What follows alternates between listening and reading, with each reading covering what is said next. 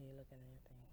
It's too late. Hi, and thanks for joining us today.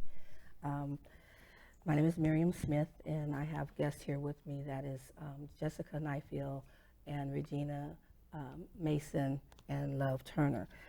Regina Mason is the president of the NAACP, and she is also a social worker who has worked in Monterey County, and she's retired now, but she's worked and led and ran offices in Monterey County for social work. She'll be here to help us with information about Child Protective Service.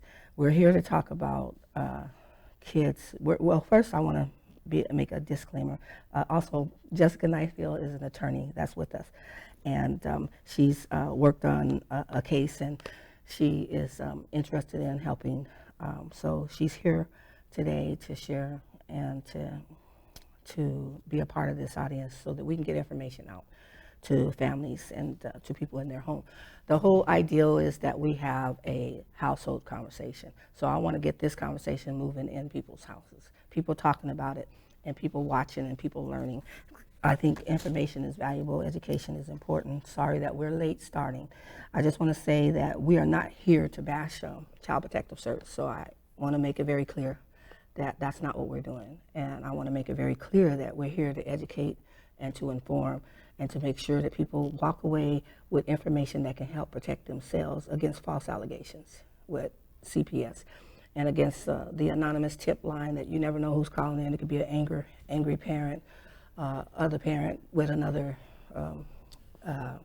partner, or it could be a family member that's gotten angry for the moment, or it could just be someone that just doesn't like you and decides to call, or a nosy neighbor, someone that just, decided they don't like the way you do it, they do it better. So it's not always a given that that person is neglecting their child, abusing their child because someone calls. There's been so many reports where people call and admit later that they were angry and they just made up stuff.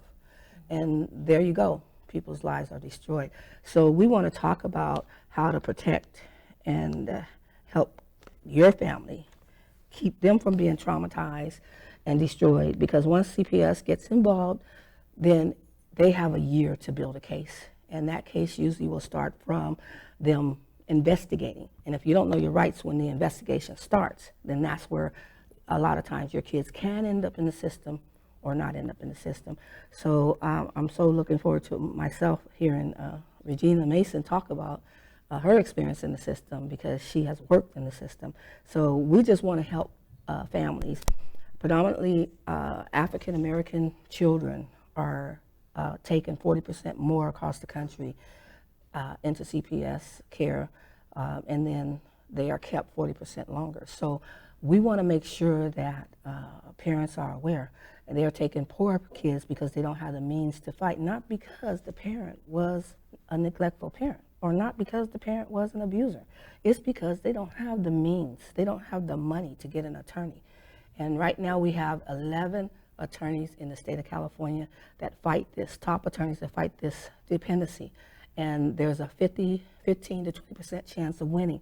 The more we make parents aware of their rights, the more parents are able to protect themselves, the more parents are able to say, I have a Fourth Amendment right, I have a constitutional right, that, then the more parents are able to defend against and win when it comes down to Child Protective Service coming to their homes unannounced, visiting their children in schools and various things. So I'll go into a little bit more about some of the things I wanted to share, but I'll let Jessica talk and introduce herself then and talk about something that she wants to share, or just give a little something, and then Regina Love, and then we'll come back around and we'll just have a conversation with you all, letting you know information, tips, and letting you know things that will help when it comes down to dealing with Child Protective Service, health and welfare checks, and also when sometimes there's issues where I've experienced where the people at the schools want to call and get in your business, and they jump the lines of going through the proper channels of even truancy issues. They'll jump and decide to call health and welfare on you, or decide to call Child Protective Service on you. And that's not just a small thing. You got to take that serious. When they step up and those people get involved, you got to know what to do to be able to protect your family, keep your family from being traumatized for tiny, petty little stuff. Well, I should preface by, my legal background training is in corporate international law, and I just sort of fell into helping someone locally with their case, which I can't go into the details of it, but suffice to say that I learned that the dependency courts and the law around dependency is so different than all the other areas of law and the other kinds of courts that I was kind of astounded. There's a lot of secrecy. Part of that is couched in terms of the confidentiality of the child that's involved, but that can also be used as kind of a shield to protect the department that, you know, wherever it is in the country from being, you know, there's no light of day being shined on these departments. And when a child is taken, at that point, when they give you, or even when they contact a family about the child, I learned that they're supposed to be really specific in the reasons, and they can just say very vaguely, well, we just want to check out and see how it's going, and it's a fishing expedition. So they might have gotten a call from somebody, or, you know, the school saying, you know, well, you know, Bobby Joe hasn't shown up to school for the last week, and we're kind of worried about him. But then the CPS, you know, social worker comes and they don't say that. They say, well, we just want to see how it's going. And then they notice, oh, gosh, you let them in and the house is messy, or they see cockroaches or a beer bottle somewhere, which I should say there are beer bottles in my house, you know. So, and then that becomes a new line. Sorry, I'm just being honest, you know. It's true. It's true. And, you know, but I'm probably not going to get targeted. But that those are the things that they just kind of weave into, like, well, gosh, you know, here's another reason, and then it kind of can snowball from there. So there are things that a parent can do from the get-go before a child is removed from a home that can kind of stop it before it gets any further. Mm-hmm.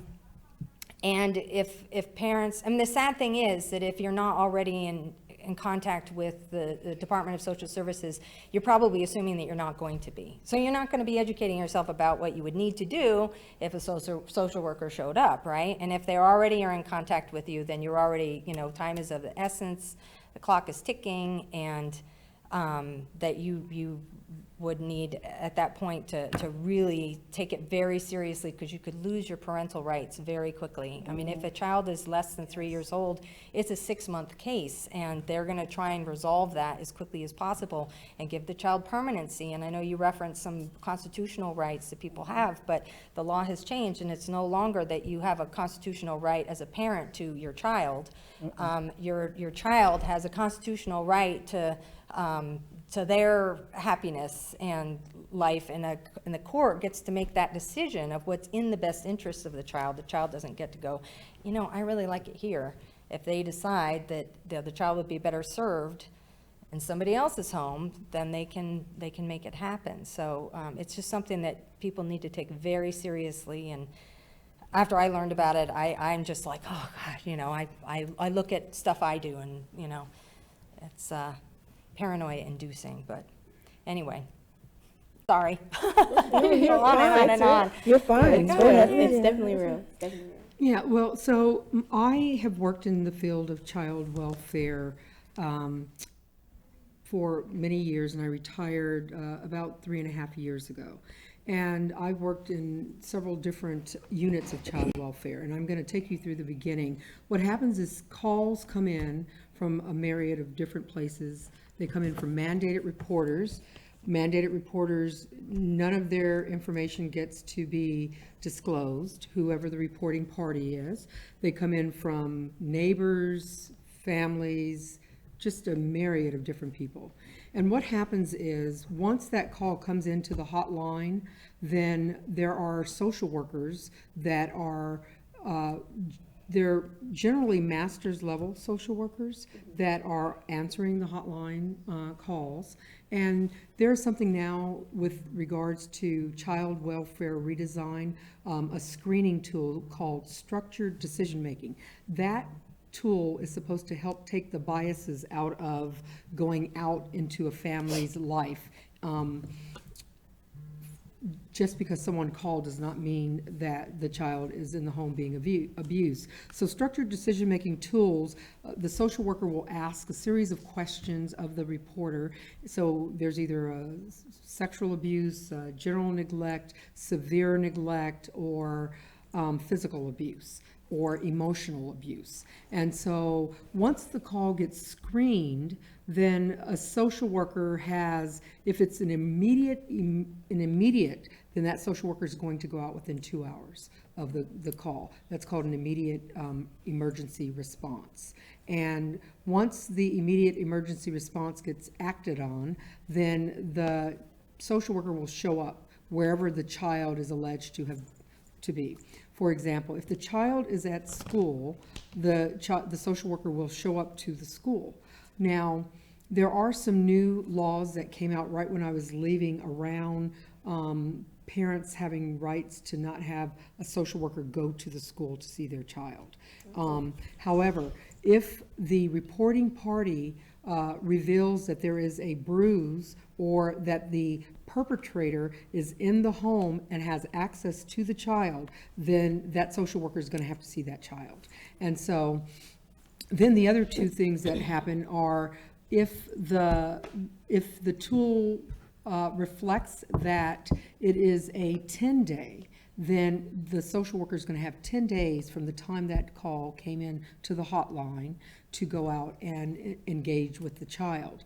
And then there's an assessed out. It did not meet the threshold to engage with the family. Now, social workers can no longer just show up at the home unless there's an immediate response, and they cannot come into your home if you don't want them to, unless there's something called exigent circumstances. That means that if a social worker were to walk away from that home without seeing that child is subject to die.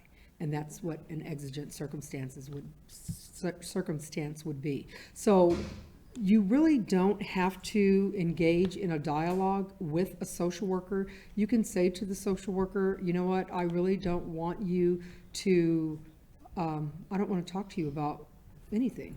And you don't have to do that. They would have to go get the judge to say, I can see this child. But the only time they can do that is if there is clear and convincing evidence that there's a child that is going to expire. And so therefore, law enforcement will be called and they will take the child into protective custody.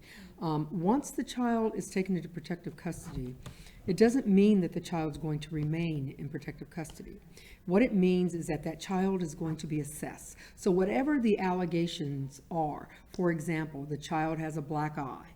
Well, you know, some kids that are younger, that are not verbal, or if the child fell off the bed, a baby, for example. So the younger the child is, the more at risk the child is, and the social worker is going to tend to make sure that they're just aware, they've been trained to ensure that little babies can't, for example, tell you how it happened. Right. But in my experience, what happens with parents is that it's really intrusive for someone to come and ask to see your child. And they immediately, there's a lot of fear because they've heard a lot of negative things about child welfare and about social workers taking the child. And that has been true for a long time, but they've got something called Child Welfare Redesign. And so what agencies in all 58 counties and across this country are supposed to be doing is preventive services. And so if your child gets removed, then they're going to have, with child welfare redesign, there's something called family to family. And they're going to have something called a team decision-making meeting the very next day. So that the mother and the caretaker of that child and all of their support system can come to the table with the social worker, and they will then, the social worker will have gathered a lot of information. They will look to see, is there history on this family? Have we ever engaged with this family in the past? Are there any people in the home of this residence that have crimes? If so, what kind of crimes are they? So they are going to do something called Collateral Contacts, where they will talk to the teacher. They will talk to whoever is seeing the child on a daily basis. It may be, if it's a medical neglect, it's more likely that they're going to call wherever the child is being seen at a clinic or at a hospital, and so on and so forth. And once they come to the table around this team decision-making meeting when your child has been removed, then they have to come up with a safety plan.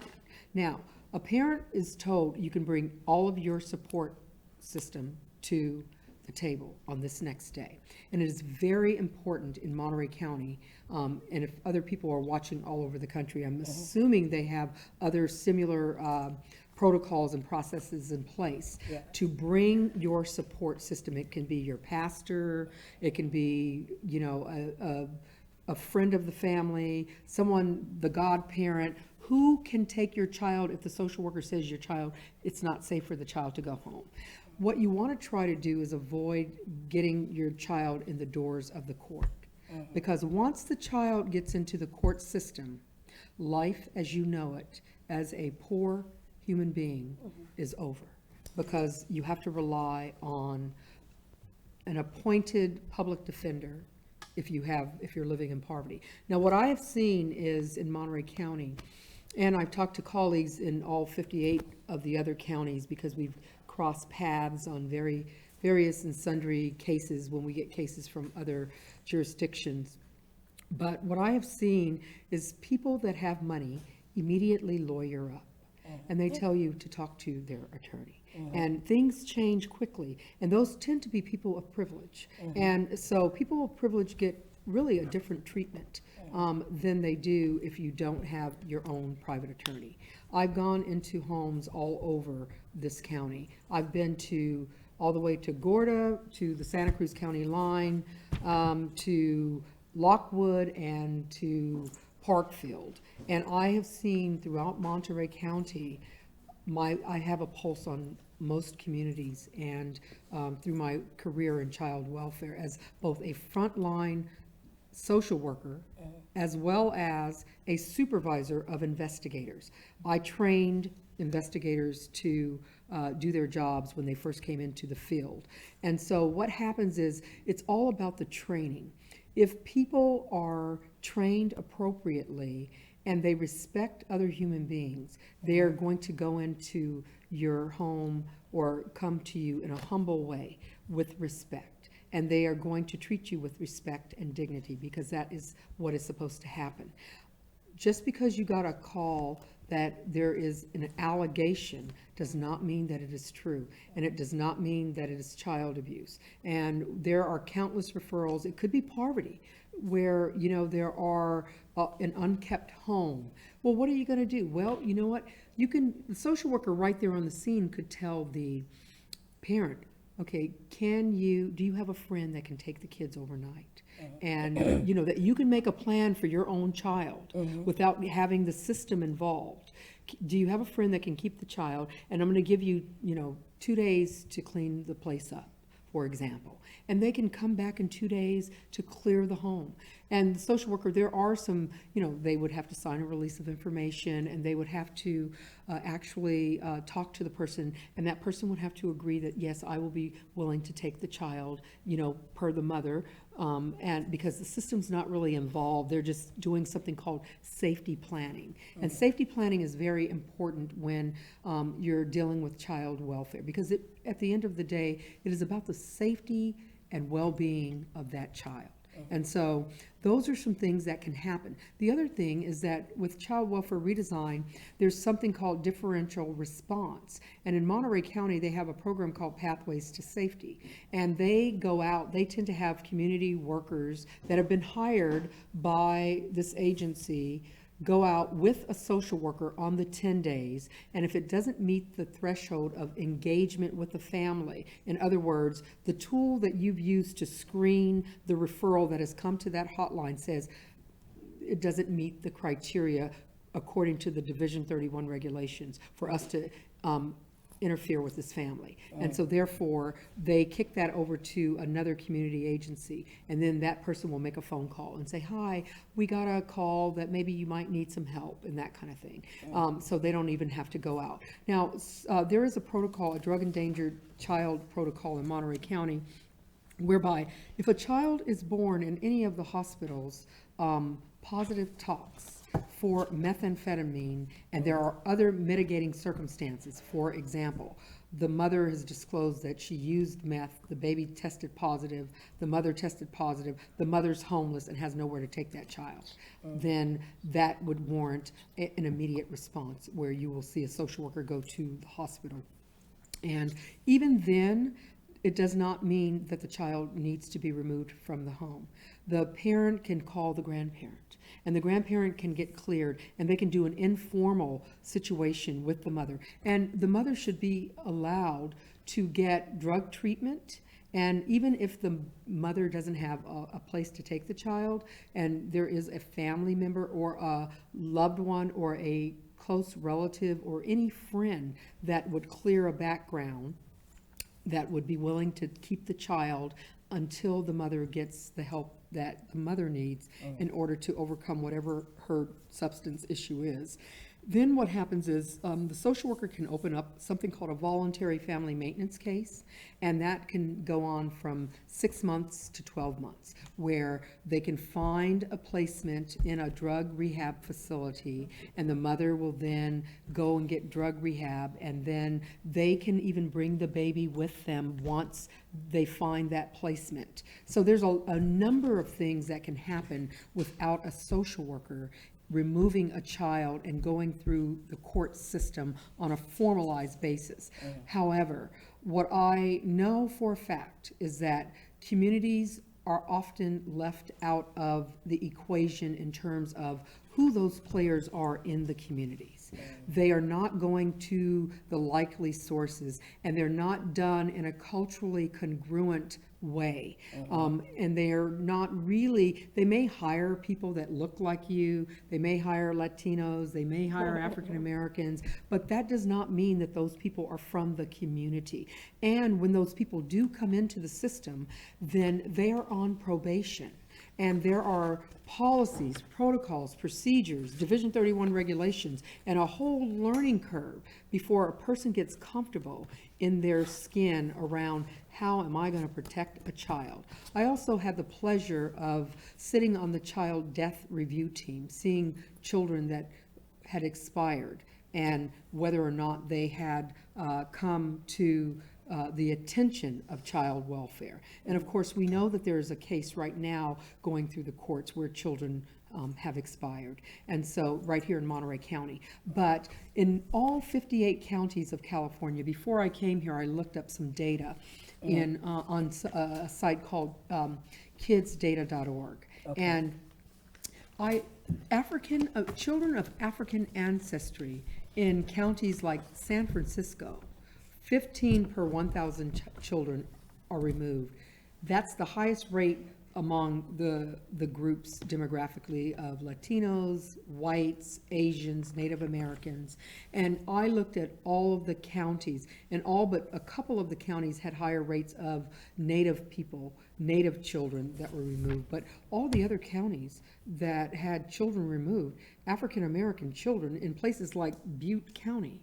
In fact, I screenshot some of the information, and one of the counties I was, you can see right here, San Joaquin County, 8.18 children removed in that county, compared to San Francisco County, 15, then 3.3 Latinos, 1.3 whites, San Joaquin, 8.8. So, you know, LA County, I mean, every other county had higher rates of children of African ancestry that were removed from their caregiver. And that's very alarming. And the whole disproportionality issue is supposed to be designed to do away with biases in the system. And I have to tell you that with what is happening, just based on what I have seen in my career, the problem is that people that are making decisions are not the right people at the table. And they tend to be people that want to do well, but they're fearful. They go in and they get promoted based on their connection with people as opposed to their knowledge of community. And so when I first went into the system of child welfare, I was about the fourth African-American out of grad school that Monterey County would not hire as a social worker. And I got hired in the Gilroy office of Santa Clara County. I did not go there because I fought to get into my county, because this is my county of residence, because I did want to make a difference. And I did want to get into the system and see what was really going on in Monterey County's child welfare system. And I had a very eye-opening experience in that system. And so they say that social workers are supposed to change the world, and that's exactly what we are supposed to do. And as a result of the child welfare system came an agency in Seaside called the Village Project.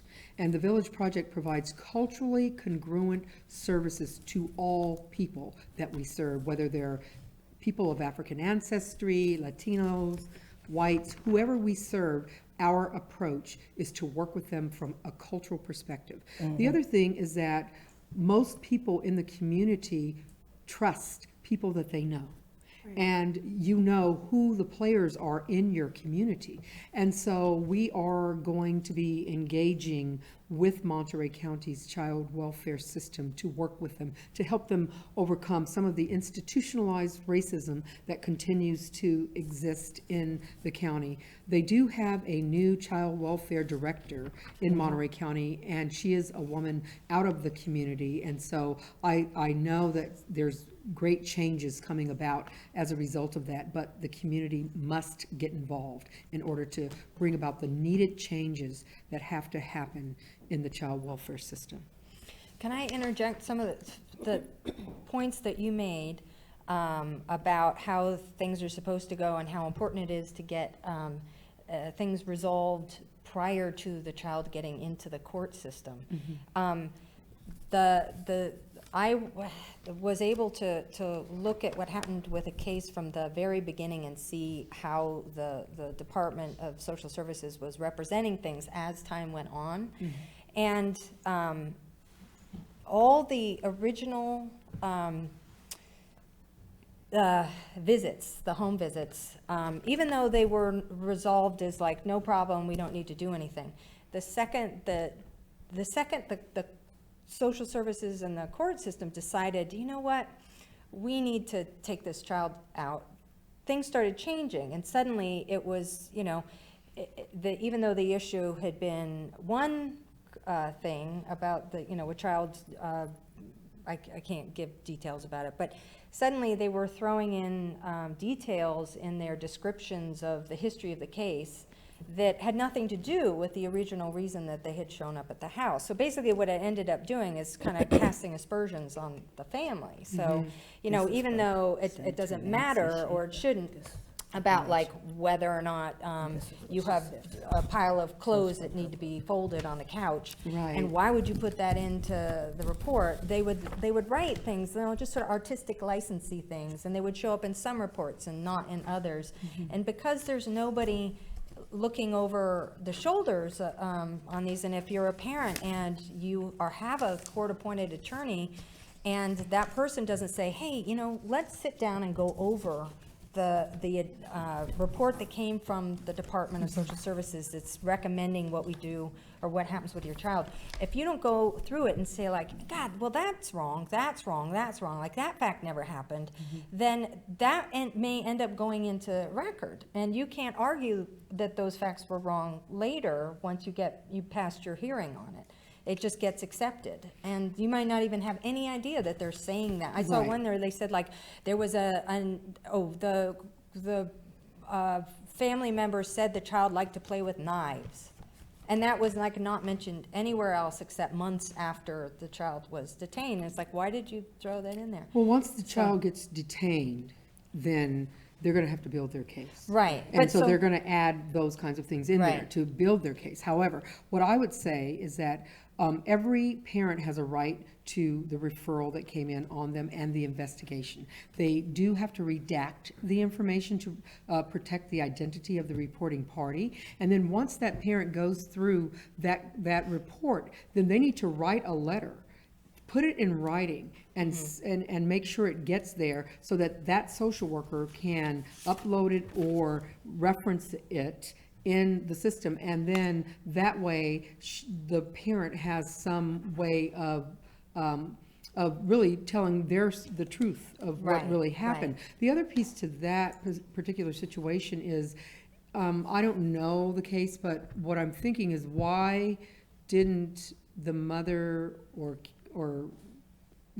whoever the caregiver was, get services from the department in terms Well, of? they did originally for the thing that they were called about. So they got some services, but then it happened again, and it was a neglect type thing. And, or they got called again. Do you know So- if the child was hurt or? No. No? No, there was no, but it was a fear, and I mean, I think that they had a legitimate reason Right, to at risk of investigate being and get hurt, it. yeah. So my point was just that because it ended up getting into the court system, suddenly, like there was no ability for any friends and family to be part of that anymore.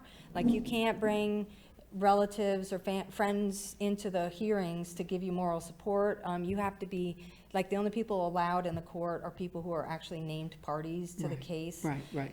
And so it's really important to make sure that not only that you're paying attention to what groundwork may or may not be being laid ahead of time, but I mean, I hate to say like schmooze it or lose it, but the relationship that you have with these people who are coming to visit your house or give you services, they are gonna, like it or not, be the ones writing these descriptive adjectives about you later, or about the child or family members or whatever it is that they decide to pepper the thing with. And I say, I mean, I wasn't so cynical before a couple years ago, before I started looking into this, but yeah. So it's just- policy and legislation needs to be changed to allow parents to have a support system come into the court with them, because when you're Yeah. sitting there in a courtroom and you're a poor person, and Right. generally people that are poor are the ones that are before the judge. Right, With their exactly. child removed. Yeah. Make no mistake about it, if you look up the Data. data, you will see that that is the case. Then they don't know what to think, and no one really is preparing them, even though there's a little pamphlet. Well, if you're from an underserved community, you may not know how to read, or understand the language in some things. Yeah. And so it's really important for people at the grassroots level to sit on panels that exist for child well-being, the Children's Council, the Juvenile Justice Commissions, all of those kinds of systems, because I've come across all these systems that are designed to be social support systems or dealing with minors. Then minors have a right to privacy, and that's what they will use. So policy has to be changed, and you get policy change by making sure that you collaborate. For example, with the NAACP, what could happen is there are 58 counties in California, and there are NAACP branches all across the state of California, and they enjoy relationships with their senators and their legislators. And they also enjoy relationships with their other community-based organizations throughout the 58 counties. And so if enough attention is paid to these kinds of issues, then there can be a movement in this state to get some policy changes put into place so that parents can have proper representation and they can have a support system. The child, once they're a certain age, if they're a teenager, they can get assigned a court-appointed advocate, a CASA is what they call them, and they inform the judge also. Now, I think that oftentimes a lot of the CASAs are middle-class women who may not be from the same culture. Some of them are, and they have great hearts and they have good intentions. But the bottom line is that it has to be someone that understands and has an empathy for the child and their family. Kids love their families. No matter what happened, they want a connection.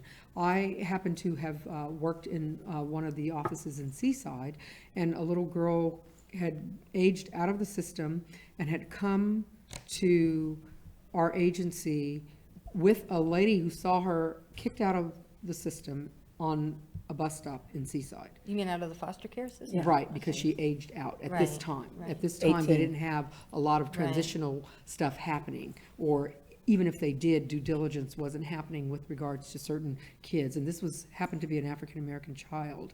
And, you know, I saw countless kids not getting their needs met. And when they age out of the system, they become human traffic victims, prostituted. They don't graduate from college. They don't graduate from high school. They don't have an advocate to work with them while they're in the system.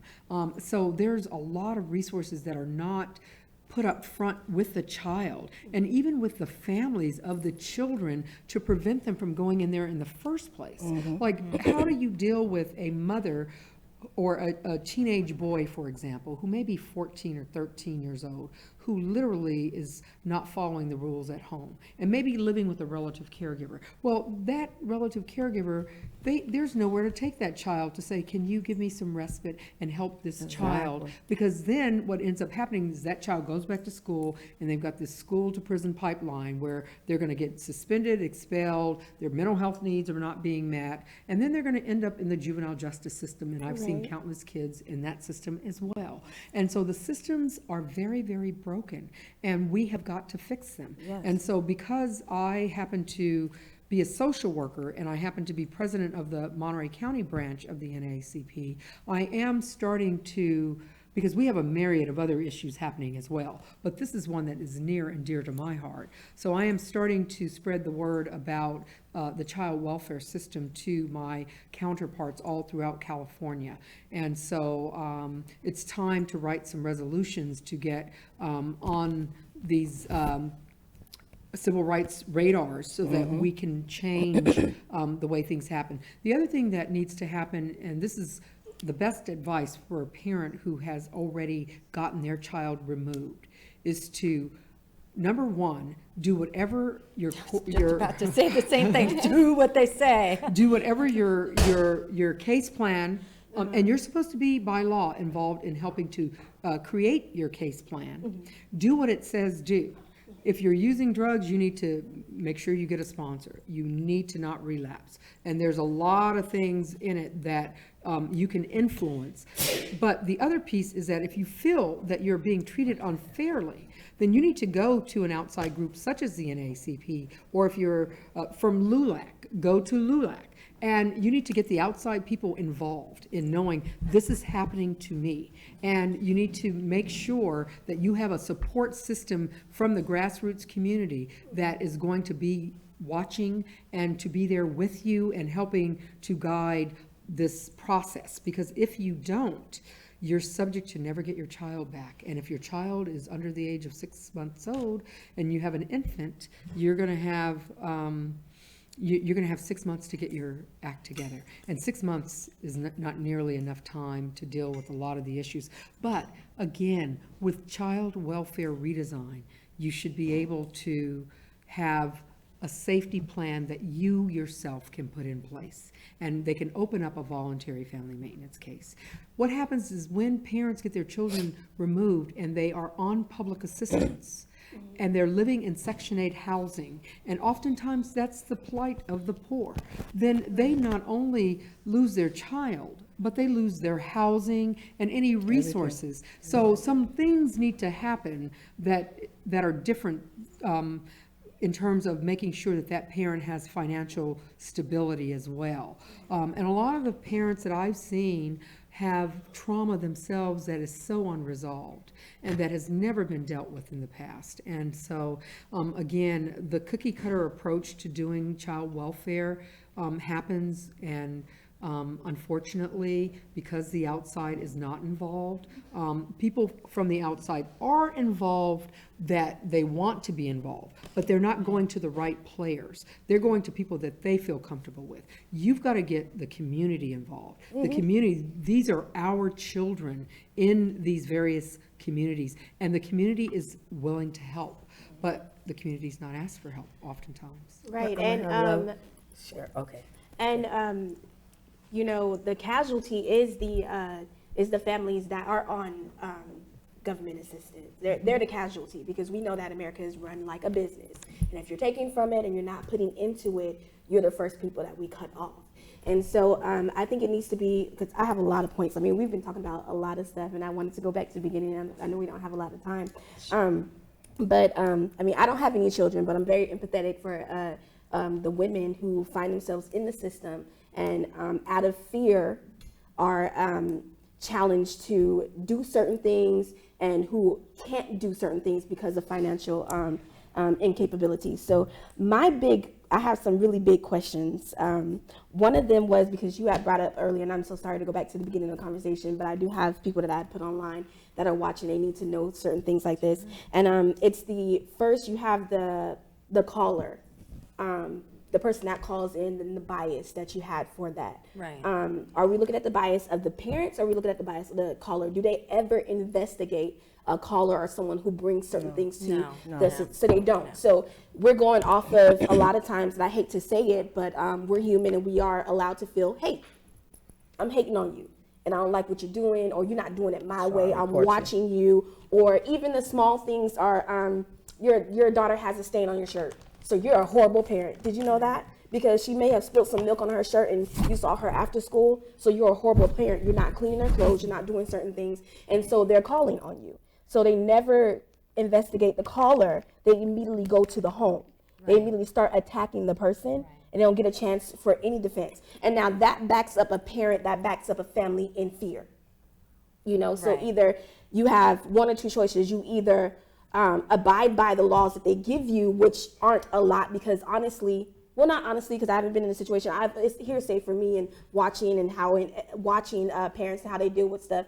They don't help you. They just push your case along so that they can get their financial stuff in their offices and the things that they need to keep that office running. You know, so they're not really helping you and giving you information. And I think it was, you said that with the Welfare Act law, you were talking about how... in that situation that you're talking about, that's not supposed to happen. They have screening tools that are supposed to take away the biases. So that stain on a coat should not have a child welfare worker at your door in this day and age. It now, shouldn't. if that is happening, then that is wrong. It's very wrong. And you know, the poor community is very high in this area. So they're going to be looking, and they're going to be targeting that community. So it's simple things like that. And this is things that I've seen. Yeah. Very simple, small things like that.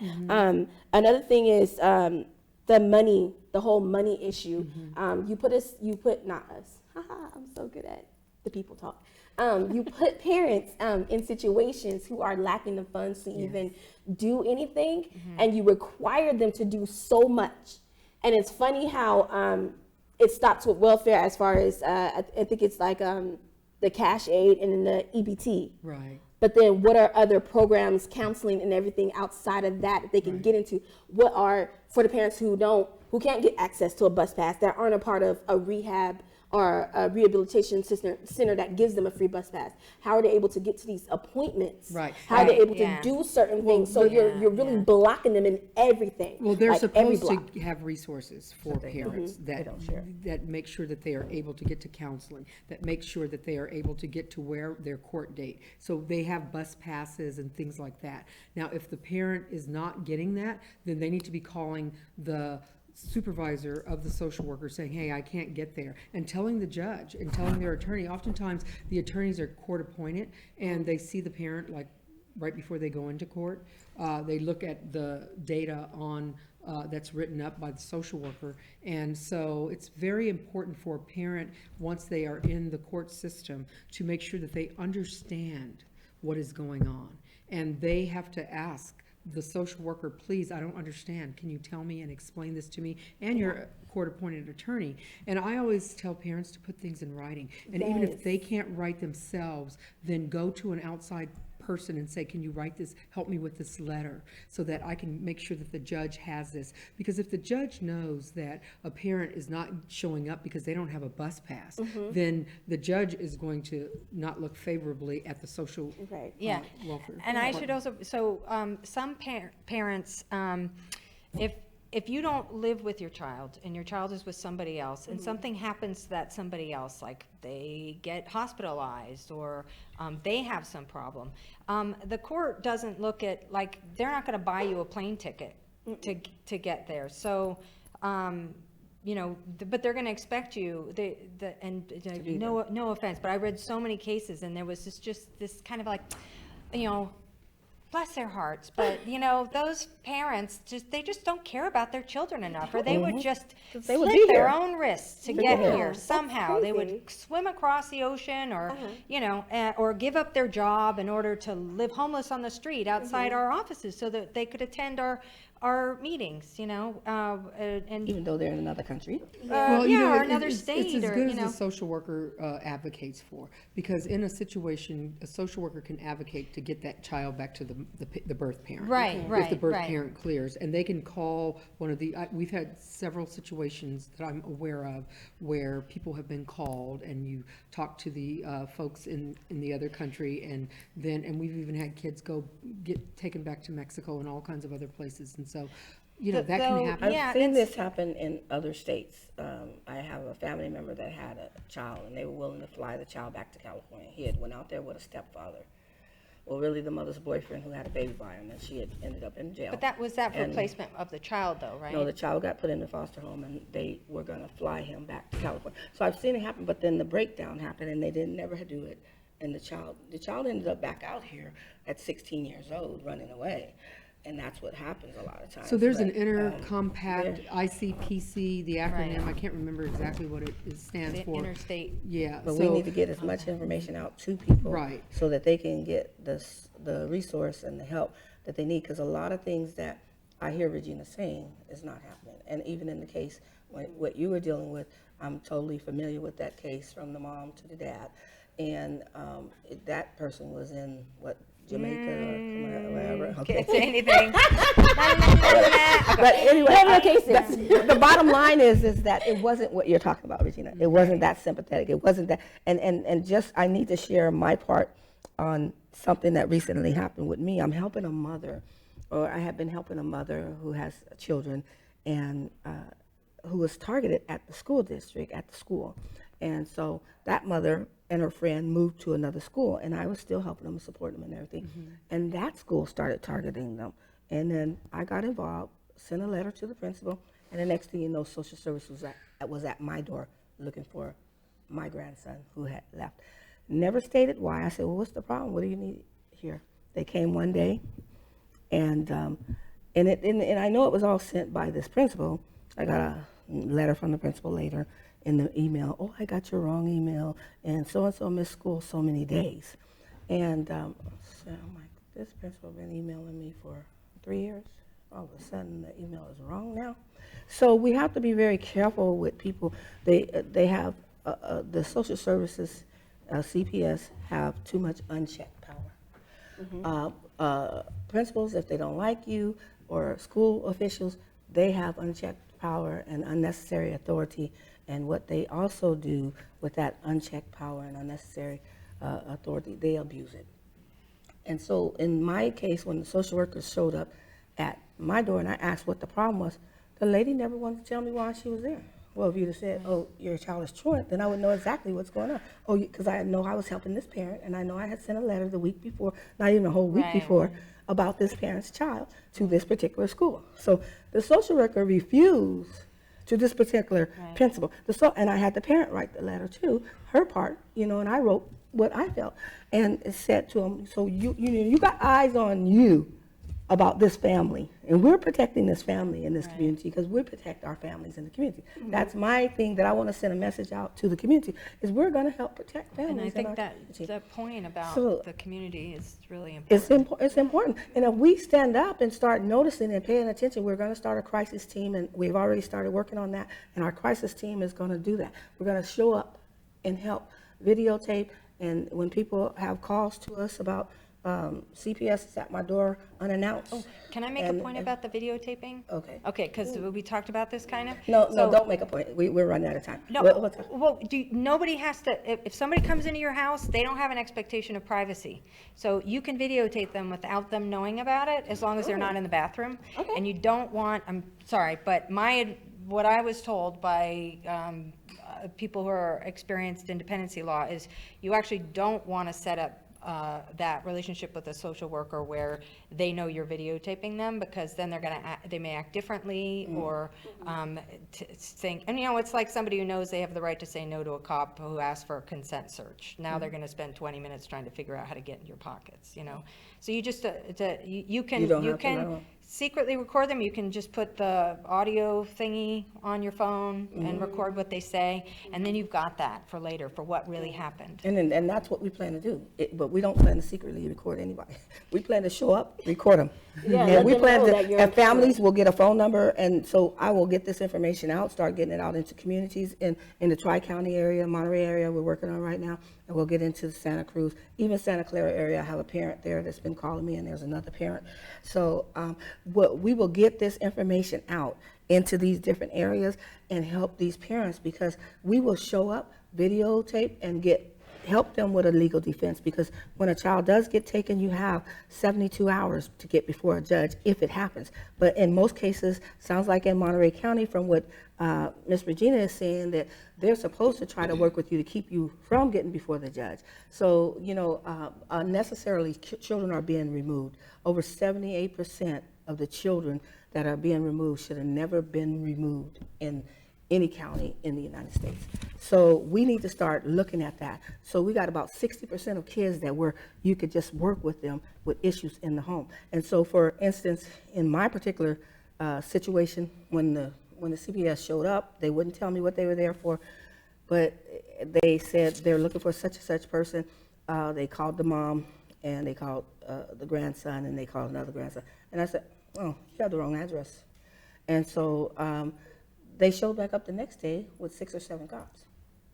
That day they were there with 2 cops. They showed back up the next day. So when they showed back up the next day with 6 or 7 cops, that's pretty threatening. So the coolest part about it is they were telling my son, well, we want to see, your name and this and that. He's on the property in the car, and he's videotaping them. They said he was asleep. Well, he's leaning back, getting good views of him. Now that was they didn't know that. They didn't know they were being videotaped. They were being videotaped going in my yard, and they were being videotaped coming out. And you have the right to do that. And he was doing that in the car, but they told him he was sleeping in the car and he has to get out and give him his name on private property. So there's a lot of, this is in Monterey County, and this just happened on January 25th of this year. So they had went to the school and questioned an older grandson, but the grandson they call themselves looking for was that son that I said the principal I know called.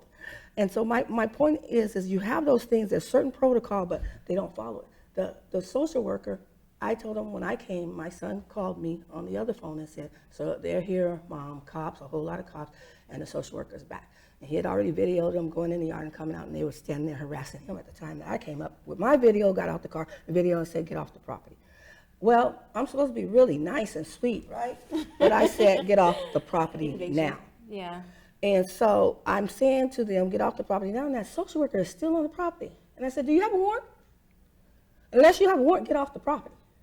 She's still on the property. So I'm videoing and we're taping and we know. So they are can be really, depending on who they are, they can be really nasty. Now I have pictures. I was going to put them up today and stuff like that because I know that was wrong. But there was this one black cop that refused to leave the property. The sergeants came and said, just let her do her job. I said, her job is to get off my property. Exactly. And if she don't get off my property right now, she must have a warrant, okay? She's not getting ready to do anything else but get off the property. And so he said, she wants you guys off her property, get off the property. Everybody got off the property, 6 cops. There's this black cop, big, tall, stocky guy, but he's in the car, and he was sleeping in the car, still talking about sleeping, he's still being videoed. He was sleeping in the car, and he won't get, we have to have his name. I said, you forget the statute of the no stop statute in the state of California, or do you know that law? I said to all the officers standing there, as of November 2013, you do not stop and question and ask for ID. There's no proving you have ID, okay? If it's not a crime or anything like that, no one has to show ID. They used to could arrest you if you didn't have your ID walking around at 18. I said, so he's not getting ready to show you his ID, but you're getting ready to leave off the property. And they said, well, we'll be back with a warrant. I said, when you come back with a warrant, you're welcome. I will let you. I have no problem with that. But I'm not going to let you do anything against my will without a warrant. This is what I'm saying. So after that happened, that was fine and dandy. I'm thinking, okay. And then she's over here saying, well, I'm looking for such and such and such. And I said, well, he's in Texas. So if you want him, you go to Texas. So then when she said, well, I talked to the brother yesterday, to the cop. I said, yeah, I know you talked to him because he told me yesterday you talked to him. And I said, but you're looking for so-and-so, and he's in Texas, okay? So you talking to his brother yesterday, and I wanted his brother to say something today on the thing because it was important, but then I decided not to put him on the spot to tell him because he blew my mind. He said he told us, this is hearsay, y'all, but he said he told the social worker that, do you stalk kids like this all the time? They do. And I thought it was so funny. Is this what, she said, I'm not stalking you. He told me what she said. He said, Mom, she got mad at me. And I said, well, did she ask you, did you have a right to talk to her? She said, no. He said, no, not this time. She didn't even say that you could talk to me or not talk to me. You have that right. And that's what social workers are supposed to do, is say you could talk to me and not talk to me. So I want to say to all parents and send out a message to parents that there's a letter that you can write to the schools, and you can tell the schools not to let your kids be questioned by social workers. And if they come with a warrant signed by a judge, then they could be questioned by social workers. But if they don't have a warrant signed by a judge, you as the parent can say you don't want your child questioned by a social worker. And if they are questioned by a social worker, you want it to be taped, video at all times, because they have leading questions. And like what my grandson told me, she didn't say, well, you have a right to speak to me or not. If you don't want to speak to me, you don't have to. She continued to press him, and he's intelligent. He has a high IQ. So he's saying stuff back to her, and he's telling me what he said. I'm like, where did he get this from? Except for to be my grandson around me all the time. I didn't teach him. I didn't tell him to do that. I didn't do that. So I just want to share that. It's so, we only have like 2 minutes left, so I want to share these few points and everything, let people know that we have a crisis team coming, and we're going to have to continue this. Would you be willing to come back to it? Absolutely, sure. We're going to have to continue this because this conversation needs to go on in households. And would you be willing to come back for a continuance? Yeah. Because it has to go on in households, but this was so important that my grandson told me this conversation, and I was like, mind blown. Yeah. So then that night at 10:30, I just happened to fall asleep in my car, y'all. It's against the law in Seaside to sleep from 10 to 6 in the morning in your car. But this is what happens when social services are coming out looking for you after you told them that a child is in the state of California, in the state of Texas, and they're still looking for that child. Another social worker came out with the police again at 10:30 at night, and I was sleeping in the car. The police knocked, ma'am, you've done a violation. You sleep in your car, ma'am. It's a violation to sleep in your car, and you can't move your car. We got spikes up under your car, and you can't move your car. You can't back it up. It'll ruin your tires. And I'm like, Miriam, you have such a relationship with your local police department. Yes, that was big. That was big. And they're like, what? Ruin my tires? You wake me up to tell me if I back up, I'm going to run my tires? Where am I going? I'm at home. I'm like opening my sitting in door front of the house. And so, well, we have some questions to ask you. Oh, you're not going to ask my questions? No. Hey, can I still mention one sleeping. I other said, thing before we go? You mentioned the letter that you can write to tell To the school. the school. But there's also a letter that you can Write to the like, social if workers. if they come by and they're not giving you specific information of why they're supposed to be there, so there's no way that you can even respond to it, you could send them a letter and say, hey, thanks for coming by, but you don't have to say that. But, so exactly why is it that you want to investigate? Yeah, What is your the- specific and that's reason? what I asked. What are the allegations? What's the stated Right, and reason? that can And they actually, refused to give me that that with can all actually three stop the times they whole, they can, Yeah, that can but- cut but there- things, nip it off in the bud. Regina said it right when, this is the point. Regina said it right when she said it depends on the mannerism and how that person respects you when they come out. Okay, because every worker don't do that. This worker that came that day didn't do it. The one that came that night didn't do it. They did not want to tell me their stated reason for coming. They just kept asking for the kid. And at night they kept asking for the wrong name. And I'm like, wow, am I a criminal? What is this? This is an investigation? I mean, it doesn't sound as pleasant as Regina makes it like it's supposed to be. So now we want to get to the bottom of it and we want to make sure things follow suit. So with our crisis team, we want everyone to be aware that it's coming your way. And we'll be here to support you. We're going to help people. And Regina has a lot of information that she can share with us and the things that's supposed to happen. We're going to work as a team to try to make sure those things happen in the counties around us, and let's blow it up all over. This is the first time having something like this, I believe, in Monterey County. But we're not done. We're going to continue this. This will be continued. And we're looking forward to sharing information with you. And just before we close, we're closing out right now, but just before we close, I just want to encourage parents and those who are watching. I have a few people in New York who are watching. We've mentioned it at this table several times. We've been talking about letters and questions. Please keep a paper trail.